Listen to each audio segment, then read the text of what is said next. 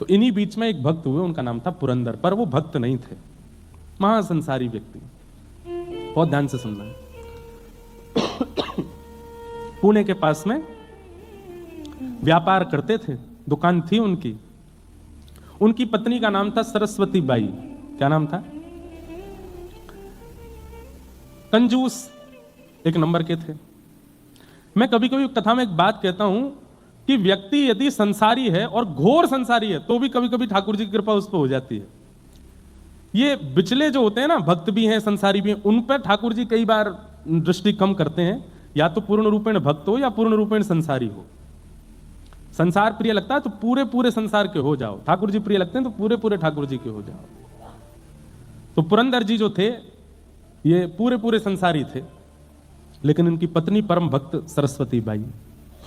भगवान ने मन में विचार किया, न दान करता है, न पुण्य करता है, न किसी भी प्रकार की कोई सेवा करता है, बस ये पूरे दिन व्यापार करता है, धन कमाने में इसकी रुचि है, इस पर मुझको कृपा करनी है। न जाने कौन से गुण पर दया निधि रीझ जाते हैं, कौन से भाव पर रीझ जाए, क्या पता ठाकुर जी का। तो पुरंदर दास जी जो थे, इनसे वैष्णव अपराध नहीं हुआ था अभी तक, लेकिन ये महासंसारी थे। एक बार ठाकुर जी के मन में आया कि मुझे इन पर कृपा करनी है। और किस लिए कृपा करनी है? क्योंकि पत्नी परम भक्ता है। तो ठाकुर जी एक दीनहीन से ब्राह्मण बनके, यही पंडरीनाथ भगवान दीनहीन से ब्राह्मण बनके पहुंच गए, और पहुंच करके पुरंदर दास जी की दुकान पर जाके खड़े हो गए। पुरंदर दास जी बोले, कहो क्या चाहिए? सेठ जी कुछ नहीं चाहिए, मैं तो एक गरीब ब्राह्मण हूं, मेरी बेटी विवाह के योग्य हो गई है, उसका विवाह करना है, पर जो वर पक्ष के लोग हैं उन्होंने कुछ मांगे रखी हैं, वैसा विवाह नहीं होगा तो विवाह टूट जाएगा। आप कृपा करके मेरी थोड़ी सहायता कर दो, मैं धीरे धीरे आपका कर्जा चुका दूंगा। पुरंदर दास जी बोले, तुमको पूरी नगरी में मैं ही मिलाऊं मांगने के लिए, कहीं और चले जाओ, किसी और से मांग लो। नहीं नहीं नहीं, आपके रूप से ऐसा लगता है आप बड़े दयावान हो, आप जल्दी कृपा कर दोगे, आप ही दे दो, कुछ दे दो मुझे। पुरंदर दास जी अपनी कुर्ता देखा, देखो मेरा कुर्ता यहाँ से फट रहा है, मेरी धोती फट रही है, मेरी बैठने वाली जो गलीचा है वो भी फटा हुआ है, मेरे खुद की हालत ऐसी खराब है, मैं तुम्हारी सेवा कैसे करूं? नहीं नहीं महाराज, आप चाहेंगे तो सब हो जाएगा, मेरी थोड़ी कृपा कर दो, मुझे थोड़ा सा धन दे दो। पुरंदर दास जी बार बार अपने सेवकों कहें, इसको भगाओ यहां से, इसको भेजो यहां से, ये मांग रहा है, मैं मुझ में देना नहीं चाहता इसको। लेकिन ठाकुर जी हट कर लें तो कौन समझा सके। यहां दुनिया के लोग जिद पे अड़ जाते हैं तो नाक में दम हो जाता है, ठाकुर जी अगर जिद कर लें, दुनिया बनाने वाले, तो उनको कौन समझाए। ठाकुर जी तो वहीं बैठ गए दुकान के बाहर ही, बोले जाऊंगा तो आपसे लेके ही जाऊंगा और कहीं नहीं जाऊंगा, और नहीं तो मेरी बेटी का ब्याह टूटेगा, उसका जो अपराध होगा वो आपको लगेगा। पुरंदर बोले, ये कोई बात है? जान ना पहचान, एक तो मुझसे पैसा मांग रहे हो, ऊपर से मेरे को दोष भी दे रहे हो। बोले दे दीजिए ना, आप सब कर सकते हैं। तो पुरंदर दास जी बोले, चलो एक काम करते हैं। बोले क्या? तुम मुझे कोई अमूल्य वस्तु दे दो और उसके बदले मैं तुम्हें पैसे दे दूंगा, और तुम्हारा अता पता तो कुछ है नहीं, कहीं तुम भाग गए पैसा लेके, तो अपनी कोई मूल्यवान वस्तु मुझे दे दो और मुझसे पैसा लेकर के चले जाओ, और जब तुम्हारा ब्याह हो जाए, चुकाने लायक स्थिति हो जाए, तुम वस्तु मुझसे वापस ले लेना, पैसे मुझे दे देना। घनघोर कंजूसाई की पराकाष्ठा, दे ही नहीं सकते बिना किसी प्रयोजन के। ठाकुर जी बोले, मेरे पास तो कुछ भी नहीं है, मैं कहां से लेके आऊं? बोले तो भैया देखो, अब मैं राजी हो गया हूं। हाँ भाई, नगर के लोग इकट्ठे कर लिए, देखो मैं इनको देने को तैयार हूं, पर मैंने एक शर्त रखी है, ये अपनी कोई वस्तु मुझे दे दें, बदले में पैसा ले जाएं, बेटी का ब्याह कर लें, जब चुकाने की स्थिति हो तब वापस अपनी सामग्री लेके मुझे पैसा दे जाएं, कोई बुराई है? संसार के लोग बोले, नहीं नहीं बिल्कुल ठीक है भैया, इतना तो करना चाहिए। ठीक है भैया, मैं जाता हूं, कुछ लेकर के आता हूं, लेकिन भैया ये भगवान हैं, इनकी चतुराई के आगे किसी की नहीं चलती। ठाकुर जी बोले, मैं अभी आता हूं कुछ लेकर के। बोले हाँ जाओ, लेके आओ। भगवान सीधे पुरंदर दास के घर पहुंच गए। घर में सरस्वती बाई बैठी थी, द्वार पर आकर के रोने लगे, गिरने लगे, सिर पटकने लगे। सरस्वती बाई तो परम भक्त थी, उसके अंदर तो दया आ गई, दौड़ करके आई, अरे अरे महाराज जी क्या कर रहे हो आप ऐसी स्थिति क्यों हो गई, इतने विचलित क्यों हो रहे हो, क्या बात है बताइए, पूरी बात बताइए। मेरी बेटी का ब्याह है, मैं पैसे लेने आपके पति के पास गया हूं, उन्होंने देने से बिल्कुल मना कर दिया। मैं दूसरी जगह गया, वहां भी मना कर दिया। मैं तीसरी जगह गया, मैं पूरे नगर में घूम गया। लेकिन फिर ठाकुर जी एक बात बोले, ये नहीं कहा आपके पति, ये कहा एक राजी हो गया देने को, लेकिन उसने कहा है बदले में कोई वस्तु दो और पैसा ले जाओ। मैं कहां से कोई वस्तु दूं? मेरी बेटी का ब्याह है, कुछ कृपा करो, आप कोई वस्तु मुझको दे दो। सरस्वती बाई बोली कि मेरे पति इतने कंजूस हैं कि मेरे सारे गहने भी तिजोरी में रखते हैं, मैं क्या दूं आपको? लेकिन भक्त का एक स्वभाव होता है, वो किसी के नेत्रों के आंसू देख करके पिघल जाता है। संत हृदय नवनीत समाना, संत का हृदय, भक्त का हृदय मक्खन के जैसा होता है, दूसरे के ताप से पिघल जाता है। सरस्वती बाई देख नहीं पा रही थी जिस विचलनता में वो व्यक्ति था। अपनी नाक में केवल एक कांटा जैसा पहना था सोने का, तुरंत उसको निकाल करके कहा मेरे पास में यही है और कुछ भी नहीं है, अगर इससे आपकी बेटी का ब्याह तो नहीं हो पाएगा पर थोड़ी सहायता तो हो जाएगी, मैं ये आपको दे देती हूं, आप ले जाओ।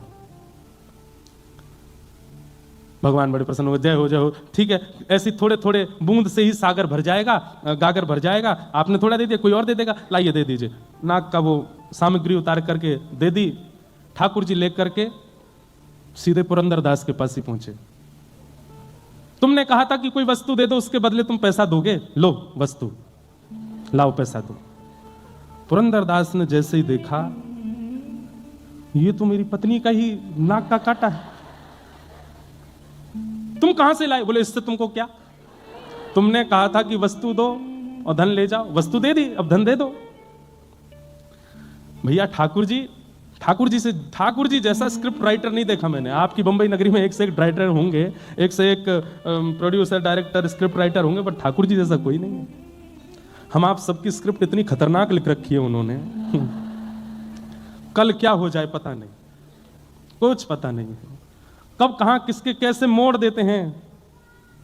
जय हो, ये डायरेक्टर हैं। ठाकुर जी पहुंच गए, वो नाक की बाली दे दी, नाक का कांटा दे दिया, बोले लो वस्तु लो, पैसा दो।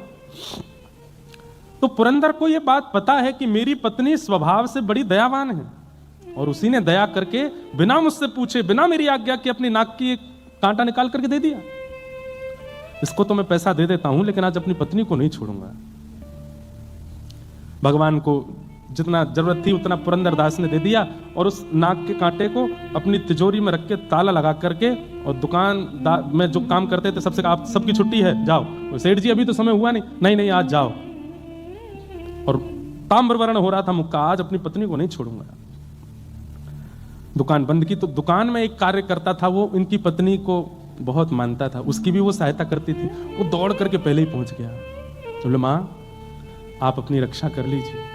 क्यों, आपकी नाक का कांटा कहां है? बोले वो एक दीनहीन सा ब्राह्मण आया था, उसकी बेटी के ब्याह के लिए कुछ मांग रहा था, मुझ में कुछ था नहीं, मैंने दे दिया। बोले उसने जाके आपकी नाक का कांटा ही पुरंदरदास जी को देके पैसा ले लिया। अब वो आपके ऊपर आ रहे हैं, बड़े रोष में हैं और कुछ करने की स्थिति में हैं। मां आप अपनी रक्षा करना। सरस्वती बाई घबरा गई। घर में चित्र लगा था श्री पंडरीनाथ भगवान का, चरणों में प्रणाम किया। मैंने कुछ अपराध नहीं किया, केवल वैष्णव भक्ति की सेवा की, और उसके फल में अगर पतिदेव मारने के लिए आ रहे हैं तो मैं अपने पति को रोष युक्त नहीं देख सकती। मैं पतिव्रता नारी हूं, मैं अपने पति को सदा प्रसन्न मुद्रा में देखना चाहती हूं, मैं अपने पति को सदा आनंद मुद्रा में देखना चाहती हूं। वो उठा करके मुझ पर कुछ प्रहार करें, ये उनका राक्षस स्वरूप में देख नहीं पाऊंगी, मुझसे देखा नहीं जाएगा। लेकिन वो मानेंगे नहीं, वो आकर के मुझ पर प्रहार करेंगे, मैं उनको उस रूप में नहीं देखना चाहती। इसलिए पंडरीनाथ, आत्महत्या करना वैसे तो महापाप की श्रेणी में आता है, पाप नहीं महापाप। 2000 वर्ष के लिए नरक योनि और कितने हजार वर्षों के लिए प्रेत योनि प्राप्त होती है उसको, जो इस प्रकार से आत्महत्या करे। आत्महत्या करना वैसे तो महापाप है, पर मैं अपने पति को इतने रोष में नहीं देख सकती, इसलिए मैं आत्महत्या कर रही हूं। और विष लेकर के अपने मुख की ओर जैसे ही लेने लगी, नेत्रों से आंसू, सामने पंडरीनाथ भगवान का चित्र है, और बार बार कह रही है पंडरीनाथ मुझे क्षमा कर देना, मुझसे अपराध, मैंने अपराध नहीं किया, लेकिन मैं अपने पति को ऐसे नहीं देख सकती। जैसे ही विषपान करने लगी, इतनी खन्न से आवाज हुई, ऊपर से ठाकुर जी के चित्रपट के पास से ही वो नाक का कांटा आकर के कटोरी में गिरा, और जैसे ही वो कांटा कटोरी में आकर के गिरा, इतने में ही पति का आना हुआ। पति ने आकर के किवाड़ बंद करी, ढूंढने लगा कोई सामग्री मिले मुझे। और कुछ हाथ में लेकर के खड़ा हो गया सामने। ए सरस्वती भाई जी, तेरे नाक का कांटा कहां है, जल्दी दिखा मुझे। उसने तुरंत कटोरी में जो विष था उसमें हाथ डाल करके निकाला और दिखा दिया। बोले ये है। पुरंदरदास बोले इधर दिखा। देख करके देखा तो वही कांटा था। बोले असंभव, ये हो ही नहीं सकता, ये तो मैं अपनी तिजोरी में रख करके ताला लगा करके आया हूं, तेरे पास कैसे आ गया। रुक, यहीं रुक, मैं अभी आता हूं। दौड़ करके अपनी दुकान पर फिर से गए, दुकान खोल करके तिजोरी खोल करके देखा तो कांटा वहां नहीं था। लौट करके आए, ये कैसा जादू सीख के आई है तू, वो कांटा मेरे पास मैंने बंद करके रखा, तेरे पास दोबारा कैसे आया, और ये सब व्यवस्था कैसे बनी, मुझे जल्दी बता। नेत्र भर गए आंसुओं से और चरण पकड़ करके बोली सब पंडरीनाथ की कृपा है। एक विरक्त एक परम ब्राह्मण मेरे द्वार पर आके रोने लगा, मैंने उसको दिया, मुझे पता चला कि उसने वो कांटा जाके आपको दिया और आप रोष में मुझे मारने आ रहे हैं। मैं आपको उस रूप में नहीं देखना चाहती थी, इसलिए विष पान कर रही थी, पंडरीनाथ के सामने रो रही थी कि हे पंडरीनाथ, मैं अपने पति को ऐसे नहीं देख सकती, मैं आत्महत्या कर रही हूं। उसी समय पता नहीं कहां से ये कटोरी में गिर गया। मुझे तो ऐसा लगता है वो ब्राह्मण कोई और नहीं थे, वो साक्षात पंडरीनाथ ही थे। मुझे और आपको अपने चरणों में लगाने के लिए, स्वीकार करने के लिए, अंगीकार करने के लिए ये पूरी लीला की थी। पुरंदरदास के नेत्र बंद हो गए और वो छवि दिखने लगी, कैसे मेरी दुकान पर आकर के बार बार कह रहे थे कि धन दे दो, मेरी बेटी का ब्याह है उसके लिए थोड़ी सेवा कर दो। वो स्वरूप बार बार दिखे और जो वृद्ध ब्राह्मण का स्वरूप था वो नेत्रों में अब वृद्ध ब्राह्मण नहीं दिख रहा है, सांवरे सलोने ठाकुर जी ही दिख रहे हैं कि वही द्वार पर खड़े थे, वही मांग रहे थे, वही बार बार जिद कर रहे थे। पुरंदरदास रोने लगा, पत्नी का हाथ पकड़ा, देवी अभी चलो। बोले कहां? बोले पंढरपुर चलो। उसी समय अपनी पत्नी के साथ घर बार सब छोड़ करके पंढरपुर चले गए और ईंट पर खड़े हुए अपनी भुजा पर हाथ रख करके श्री पंडरीनाथ भगवान के सामने जाकर के पुरंदरदास ने अपने जीवन का शेष समय ठाकुर जी को अर्पित कर दिया। ठाकुर जी के जीवन को अर्पित हो गए। कान पकड़ के क्षमा मांगी, नाथ मुझे क्षमा कर दो, मैंने अपराध किया। और पुरंदरदास जी का फिर नियम हो गया, हर दिन जाते और ठाकुर जी से केवल क्षमा मांग करके ये कहते मुझे दंड दीजिए, मुझे दंड दीजिए। जितना मेरी दृष्टि में मुझे समझ में आया, अधिक भी हो सकते हैं। भगवान से पीड़ा दो लोगों ने मांगी है, या तो द्वापर युग में कुंती ने मांगी है या कलयुग में पुरंदरदास ने मांगी है। ठाकुर जी से पीड़ा मांगी और यहां पुरंदरदास नित्य पंडरीनाथ भगवान से कहते हैं कि मुझे कष्ट दे दीजिए, दुख दे दीजिए। क्यों? क्योंकि मैंने आपके रूप को नहीं पहचाना, आपके स्वरूप को नहीं जाना। नित्य ठाकुर जी से प्रार्थना करते। एक दिन ठाकुर जी प्रसन्न होकर प्रकट हो गए और प्रकट होकर के बोले, ए पुरंदरदास, क्या रोज कहता है कि मुझे कष्ट दे दो, मुझे दंड दे दो। बोले प्रभु, जब तक दंड नहीं दोगे मेरे हृदय को शांति नहीं मिलेगी। बंधुओं, ये भी एक वैष्णव का स्वरूप है, बहुत ध्यान से सुनिएगा। गलती करने के बाद अपने अपराध का बोध तो सबको हो जाता है, पर अपराध बोध में ठाकुर जी से प्रार्थना करना कि इस अपराध का थोड़ा दंड मुझे दीजिए, ये वैष्णव ही कर सकता है। संसारी व्यक्ति तो भागेगा, मैंने कुछ नहीं किया, और किया तो क्या, मैंने स्वीकार कर लिया, अब मुझे दंड नहीं मिलना चाहिए, अब मुझे पीड़ा नहीं मिलनी चाहिए। पर वैष्णव तो उसके प्रति दंड मांगता है कि मुझे दंड दीजिए।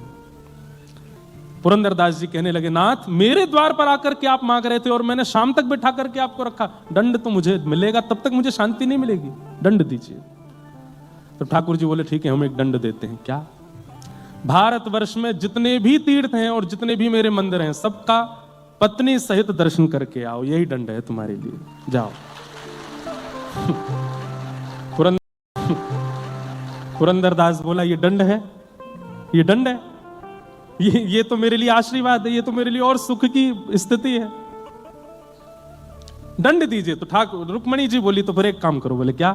जिस जिस तीर्थ में जाओगे वहां की मातृभाषा, वहां की जो लोक भाषा है, उस भाषा में एक पद गा करके वहां के ठाकुर जी को रिझाओ, ये दंड है, चलो। हाँ, इसमें थोड़ा परिश्रम है, मैं महाराष्ट्र का हूं, मुझे मराठी आती है, अब मैं दक्षिण जाऊंगा, आंध्र प्रदेश जाऊंगा, केरला जाऊंगा, वहां जाऊंगा, वहां की भाषा में वहां का कीर्तन बनाना मेरे लिए कठिन होगा, ये दंड उचित है।